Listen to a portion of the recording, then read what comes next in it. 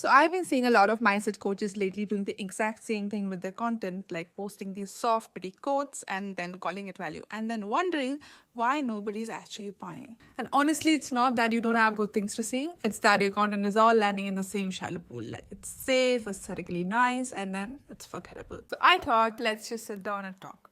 If I were literally running your account for a week, here's exactly what I'd post. I'm gonna break it down all day by day and tell you why each piece matters, what format I'd use, and how it actually shifts your audience instead of just inspiring them. Take it, steal it, run with it, or at least let it push you out of your Pinterest information hole. So on Monday, we start by disrupting the default narrative that's keeping them stuck. This format can be raw, convenient, almost like a rant energy, no trending music. Keep it tight, like 15 to 25 seconds, and explain what clarity actually looks like imperfect offers, messy launches, and saying yes before you're ready. That's the energy for Monday.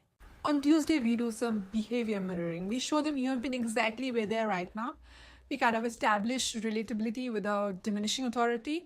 And for example, you can do a very raw, organic picture of you at a very messy, anxious state when you were at a messy or an anxious state.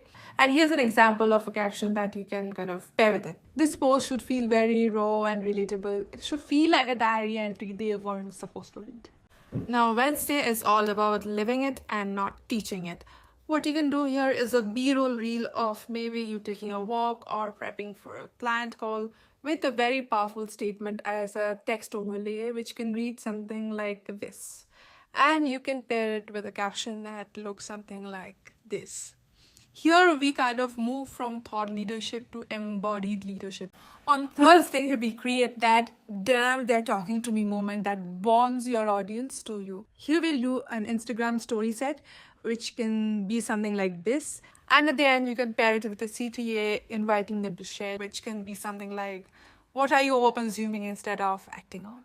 On Friday, we start merging narrative with explicit affirmation. What you can do here is a very organic looking photo or a B-roll reel, and you can pair it with a caption, which is something like this.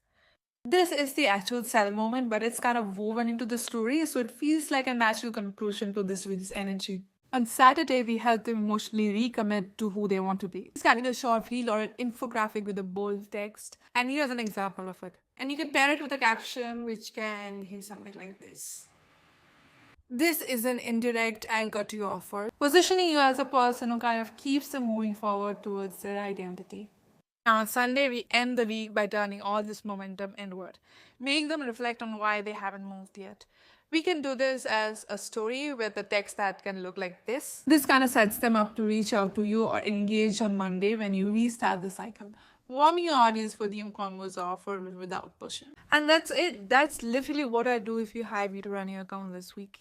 If you try it out, please let me know. I'd love to see it. I think next I'll rip into the wellness niche because they are not safe either. All right, I'll go make something real. Bye.